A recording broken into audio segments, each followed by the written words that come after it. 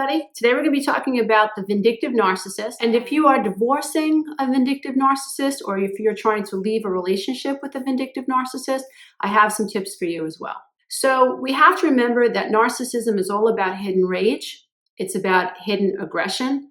In my opinion, it's about needing to pull people in to an abusive cycle, a cycle that sets the victim up for being abused, so that the narcissist can act out this hidden aggression within the dynamics of the relationship. Now, when you're dealing with a vindictive narcissist, the earmark of vindictive narcissism is the need to persecute somebody. So if you've ever been in a relationship with someone like this and it's gone awry, you may have received terrible text messages. You may have been smeared on Facebook. This person may have stalked you. This person may have even threatened to kill you. This person just seemed hell-bent. Out of nowhere, you suddenly become a target for tremendous aggression. Try to divorce a narcissist. Try to sustain a relationship or try to sustain a working environment with a vindictive narcissistic boss or a vindictive narcissistic coworker. Try to be a part of a family with a vindictive narcissistic sibling. It's nearly impossible. When I was going through my divorce, I always knew that I had a dysfunctional relationship with my ex-husband, but I was not prepared for the onslaught of smearing, for the triangulation that he tried to create with my children, turning my children against me, lying in court, lying to my friends. It was the most painful time of my life. The relationship was always difficult, but coming to terms with the reality that the person that I was married to was hell-bent on destroying me, and get this, he even admitted it. He told me one day, Lisa, I thought if I destroyed you, you would come back to me. Not a very cerebral narcissist, right? This is somebody who was very somatic, who acted out his aggression. And it almost felt like all of the aggression that he was keeping below the surface absolutely came out during the divorce proceedings. And it was quite scary, I have to tell you. Their hidden aggression, their anger, and their shame, their paranoia. When this is triggered, you become their target, and they will stop at nothing to make sure that your life is a living hell. So if you know someone like this, whether it's someone that you're observing is treating someone like this, pay attention, because the minute you don't acquiesce to this person for any reason, they're coming for you. My name is Lisa A. Romano. I'm the Breakthrough Life Coach and best-selling author and meditation teacher on Insight Timer, and the creator of the 12-week Breakthrough Coaching Program that helps you heal from codependency and narcissistic abuse and create new programs, new vibrations, so that you can create a new life.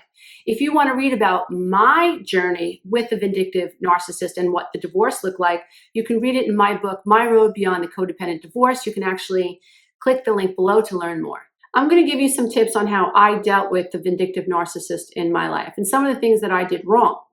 One of the things that I did wrong in the beginning was I reacted to what he said. So when he told a lie, or when he was smearing my name, or whatever, right? Making stories up, I felt triggered. And I went right into, how could you say that? What's wrong with you? Like, why are you trying to turn the kids against me? What you're saying isn't even true. You know you're lying.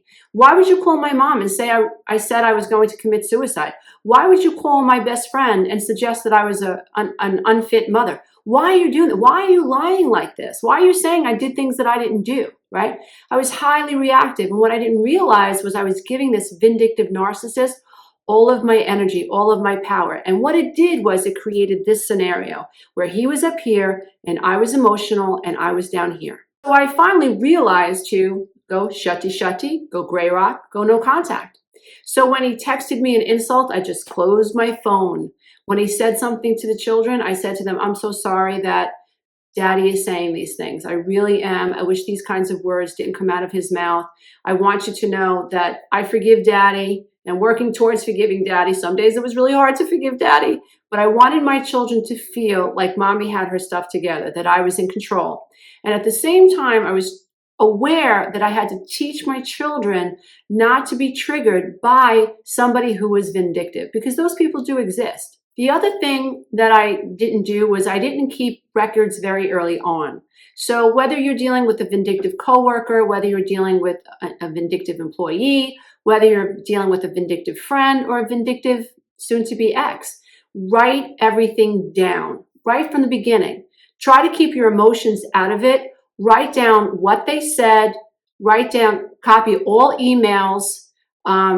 If they've ever praised you prior, let's say you're dealing with a vindictive narcissistic boss and they gave you a raving review like 6 months ago, right? Bring that up. Bring that into your file. And now all of a sudden this vindictive narcissistic boss or employee is talking badly about you and is writing negative things about you. Bring them together. So you want to start creating a file. Everything the narcissist has ever said, anything that narcissist has ever done. If the narcissist shows up your house, drives past your house, write it down. If the narcissist texts you after you've said, please don't text me anymore, write it down. If you get a Facebook comment, write it down.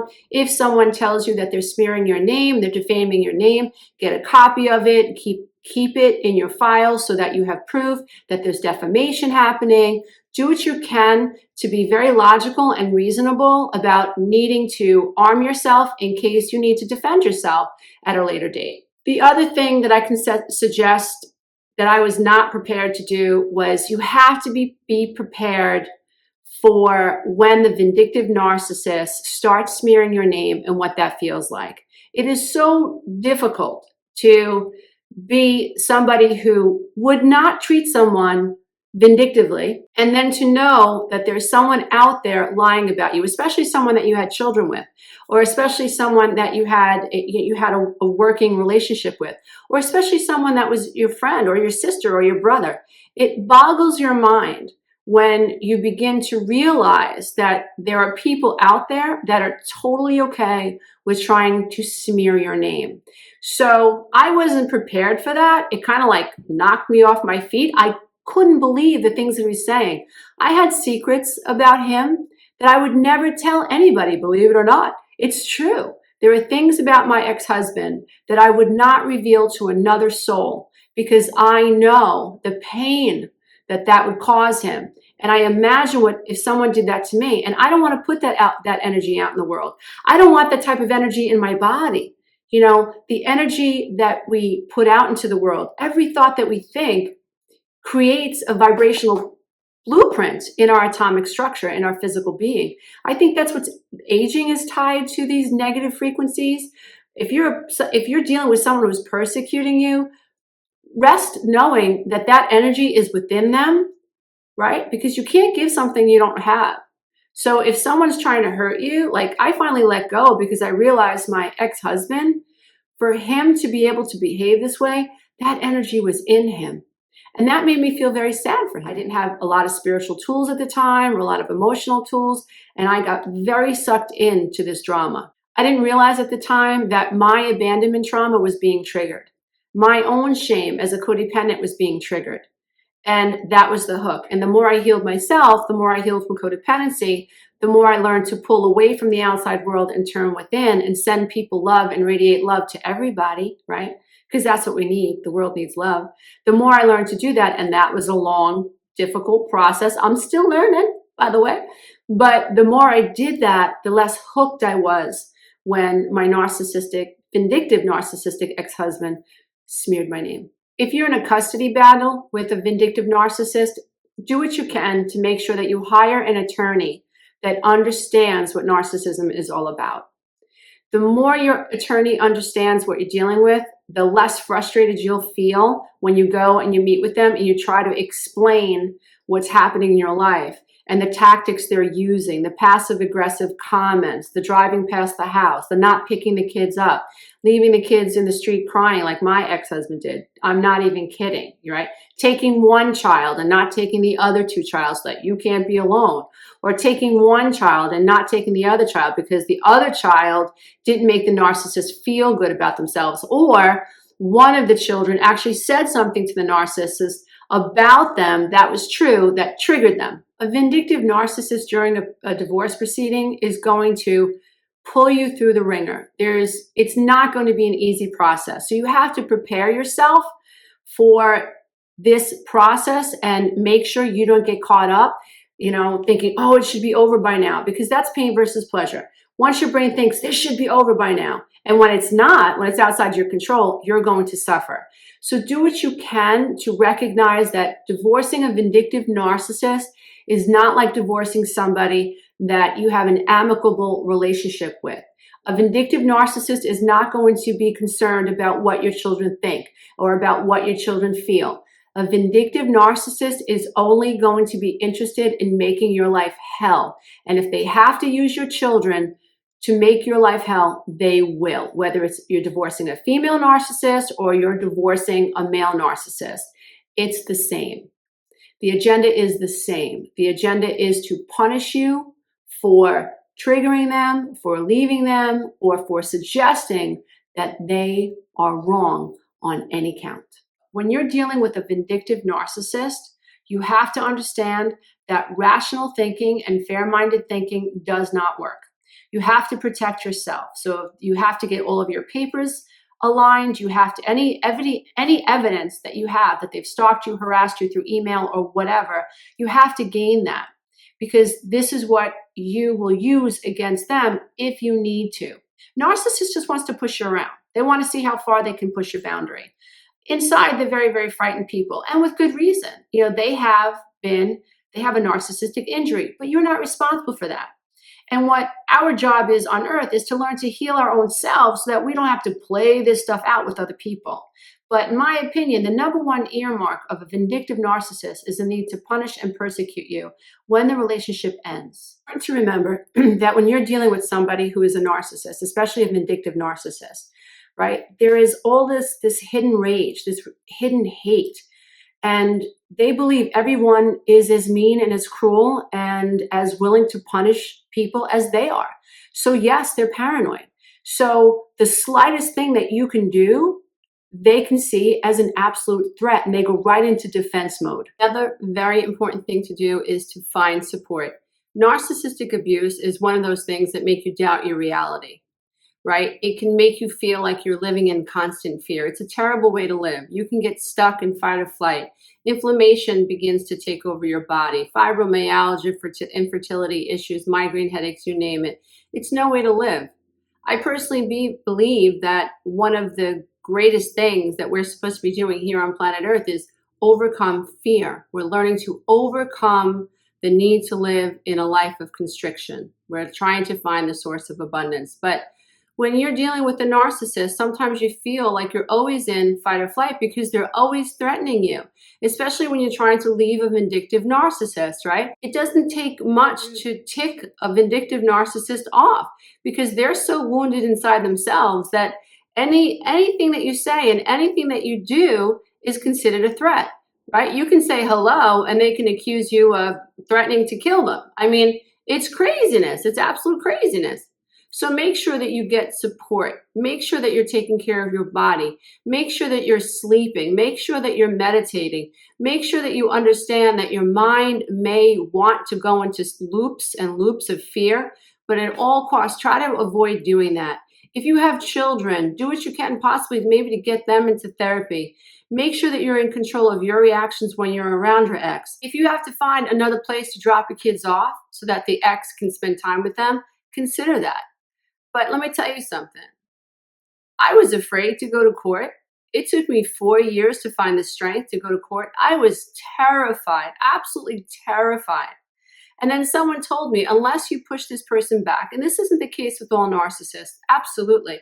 There are some narcissists that you don't want to take to court. You just kind of like want to back out as slow as you can and acquiesce them until this thing is all over. When I finally got the courage to really stand up for myself and say enough is enough, and I went to family court and I showed the judge some of the things that my ex-husband was saying, they were mortified. They couldn't believe that I had tolerated so much. I went before a female judge who read me the riot act. I mean, she was so annoyed that I had put up with so much stuff. I was just so afraid to push back. I wasn't sure what he was going to do next. But speaking from experience, what happened in my case, when I finally went to the police, when I finally started filing police reports, when I sent him an order of protection, when he had to come to court, it was a completely different issue. I was fortunate. The judge saw right through the lies. The judge saw right through all of his antics. And the judge actually said to him, I see people like you in this courtroom every single day. You have no idea the experience I have after being a judge for over 20 years. She is not your property. You don't get to use your children against her. Do you understand me? And I was shocked. I was so happy that somebody saw what I saw, because my ex-husband was very good at convincing people that he was the most nicest person in the room. But yet below the surface, the kids and I felt his rage, especially when we didn't do what he wanted us to do, especially when we confronted him, especially if we told him that we weren't happy with something. It was a completely different story. That's when the rage began to surface. So this video is for anybody out there who's going through this. I get letters every single day, hundreds of letters from people who are trying to get out of a relationship with a narcissist, and even trying to end a relationship with a friend, or trying to go no contact with a narcissistic, vindictive mother or sibling. It is so difficult, especially if you're somebody who is highly empathic, who is highly intuitive, and who would never behave this way towards someone. It's very devastating. But part of what we can learn from it is how to let go. Part of what we can learn from it is how to raise our vibrations and raise our consciousness beyond living in fear. At least that's those are a few of the things that I've learned on my journey. I don't have to react to fear. I don't have to live in fear. People are allowed to say whatever they want about me, and they're allowed to say whatever they want about you. Everybody sees the next person through their own lens. If there's a trauma lens there, I firmly believe where there is trauma, there is drama. So I hope some of the personal experiences that I have gone through have helped you feel a little bit more confident in moving ahead. Be sure that you learn to take care of yourself, especially going through this type of drama. It takes such an emotional and physical and mental toll on you, and it also affects your children. So make sure that you're in therapy, you find a therapist who understands this type of vindictiveness, and do what you can to heal any codependency within you. Make sure you're eating right, meditating, journaling, and just really taking care of yourself. This too shall pass. This too shall pass. I hope this has been helpful. Namaste, dear ones. Until next time. Bye for now.